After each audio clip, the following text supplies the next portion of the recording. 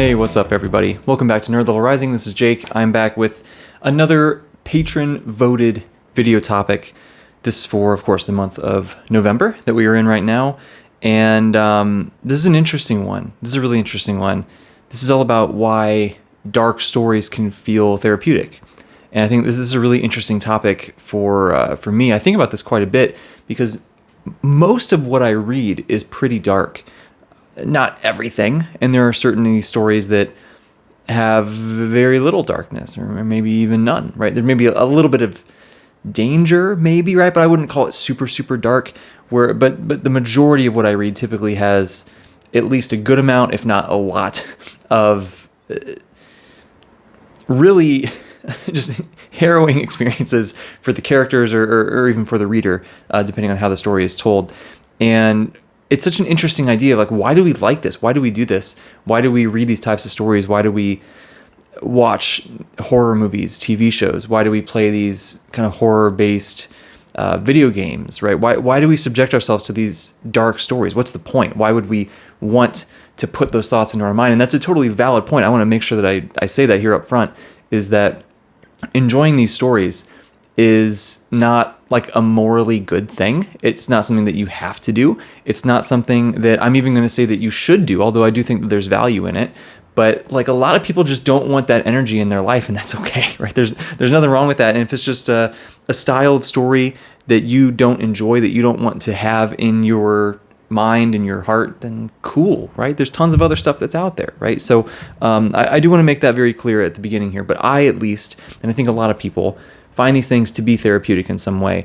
And I do, before I get into this, my own thoughts, I want to direct you also towards another recent video that came out. This was from David at Four Corners of the Page, Ashley from Library of a Silver Saint, and Joanna from Joanna Reads. They had a big collaboration video talking about why they enjoyed dark stories and why they can be, maybe beneficial in some ways, why they can be fun in some ways, just what's going on with all of that. And I would certainly direct you to go watch that video. Their channels are all linked in the description. I think the video was on David's channel, I believe.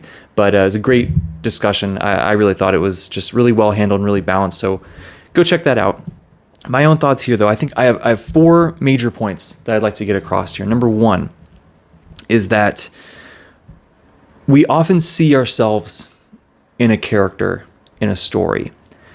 And when we see that character go through something, it's sort of like we're experiencing it ourselves, but with some degree of distance or separation. We don't have to go through the process of being lost in the woods or being tortured or seeing, our family and our village destroyed in front of us, or like being on board a spaceship that's exploding and the depth of space is just looming. Like, we don't have to experience those things ourselves, thank goodness, but we see part of ourselves in these characters that are experiencing loss and horror and trauma and the destruction of relationships and so many things. And when we have that safe distance, we can engage with those emotions. And I think that that's so helpful for then applying similar lessons to our own lives. And hopefully none of us experience those exact same problems. Hopefully none of us ever have to experience being, having a family member murdered or like any of these crazy things that happen all the time in these books that we read. But whether maybe something similar happens, which would of course be awful, or maybe there's just another experience that feels bad, right, in some way, and we're able to take those lessons. We see how these characters react to things. We see how they internalize some of these emotions. We see how they process some of these things. We see how they go about, do they seek help from other people around them, or do they not? Do they just keep everything internal? Do they use certain things as drive to fuel them to go forward and level up who they are as a person and try to approach this in a different way? Do we see them crumble under that pressure instead? Do we see them rise to this occasion and have this mentality of like, I'm always going to get back up again? Or do they not? How do they do that? How do they get themselves? What is the motivation? What do they use? What do they think about? Right? Like, we can see all these things, and then we see, okay, well, in my life, I applied for this job and they said no. Well, would Guts give up?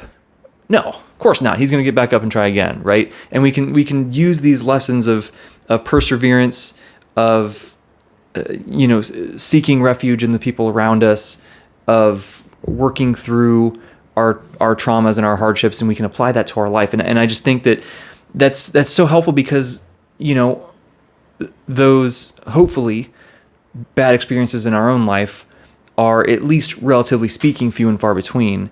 And so we're just not going to get a ton of practice with dealing with them. And so when you don't have a bunch of practice with dealing something, we usually don't deal with it in the best way. And in this sense, if we see examples of it, and we see examples of it working well, and we see examples of it working not so well, we can take what seems to work well and try to mold that to our own experience, and we can approach these issues in our life with a little bit more forethought, I suppose. And that's certainly helped me. And I know there's a lot of people out there that have some similar thoughts there. So that's number one. That's the biggest thing.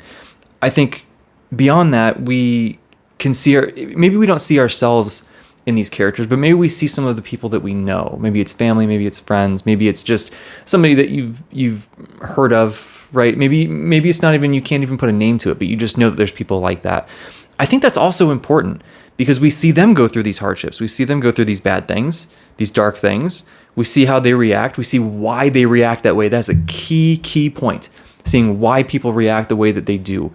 And that's one of the best things about books, is that we get the direct perspective of these characters. We get inside their head and we see what they're feeling, why they're feeling that way. And I think that is maybe the most powerful way to develop empathy for other people and to understand not just, who these other people are and why they might, be the way that they are, but I think genuinely putting yourself in somebody's shoes is difficult. And this is a great way to practice that. And we get so much more understanding of like, man, so-and-so lashed out at me when I offered them help. Why did they do that? What's wrong with them? Rather than having that reaction, we can then think through, well, man, what's this person's background? Why might they have reacted that way? How would that make sense? How did that reaction protect them in some way? How does that serve them to do that? Or how might it have served them in the past and therefore it's stuck with them as they've gotten to be an adult? And I think it helps so much with just being kind and compassionate towards other people and thinking about their perspective before you just jump to conclusions about why they may or may not act or speak or whatever, conduct themselves in a certain way. I think there's also a distinct feature of many of these dark stories, and there's a spectrum of this, but almost always the dark stories also have light in them. I think it's necessary because you have to break it up a little bit, right? You can't just have pure darkness because there's nothing to compare it to. If you have that light in there, it makes the dark seem even darker, and the darkness makes the light seem even lighter. This is one of the things about the first law. All that humor helps to balance all the darkness, all the grim, darky stuff. Therefore, the humor seems even funnier, and the dark stuff seems even worse. We see that in Berserk all the time. There's much less light in Berserk, but it is there, and those moments shine so bright and so powerfully because of just how dark and horrific and depressing the rest of the story is. There are these, you might see one panel on the manga where a character has a certain expression on their face and that's it. And it's just such a powerful moment. And it's beautiful how this happens. Right? We see this all the time. And I think that when we have a story like this that has that darkness, it makes the light shine even brighter, like I said. And I think that dynamic right there makes us take home those lessons even more. It makes us remember how important it is to have people around us who we care about and who can inspire us to act and who can inspire us to persevere. It reminds us how powerful it is to have a little bit of humor every once in a while and just how much that can impact us. It's just such a poignant way to deliver lessons and messages and inspiration, I think. There are multiple moments in the Stormlight Archive, for example, right, with Kaladin's storyline. There are things with that story that I think are so triumphant and so positive and such amazing messages to so many people, but it only hits home because of how dark the rest of that storyline is. And it's just, I don't know, like if we only had the good parts of the story, I just don't think it would stick with us as much. I think we need that comparison. So that's part of why I think the darkness in these stories is such an important aspect. Is it necessary? No, but I do think it's important and really does level up how much we can take away from it. And I think this is amplified even more when you can see yourself in that character, right? I think it just, everything gets increased in magnitude when you're really identifying with somebody. You see what they're going through. You get this duality of the darkness and the light, and you can just internalize everything. It's huge. And finally, my fourth thing here is that, well, it's just kind of fun. For whatever reason, I think we as humans like this sort of thing. We like horror movies, not everybody, but as a whole, people like this sort of thing. They like these dark stories. It just is entertaining, and that's therapeutic in and of itself, right? Like that's, there are so many reasons to read a story. And I think one of them that is perfectly valid, that should not be looked down upon whatsoever, is just pure fun. There's nothing wrong with that.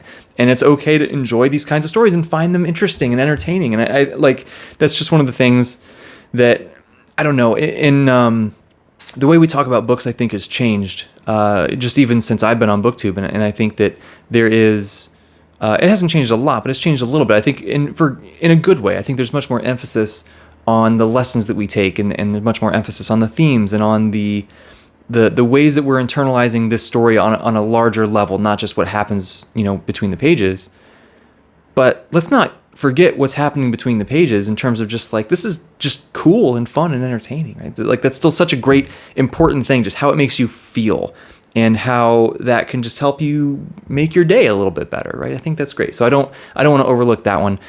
Those are my 4 points, right? I think those are the main things of why I feel dark stories can be so powerful and helpful for people. It really is just, it's a vehicle to understand ourselves better, understand the people around us better, understand the world better, take in these lessons, really internalize them, have a good time while we're doing it. I think it's huge. It's huge. And a lot of my favorite stories tend to be very, very dark, but also have those moments of very powerful light that shine through.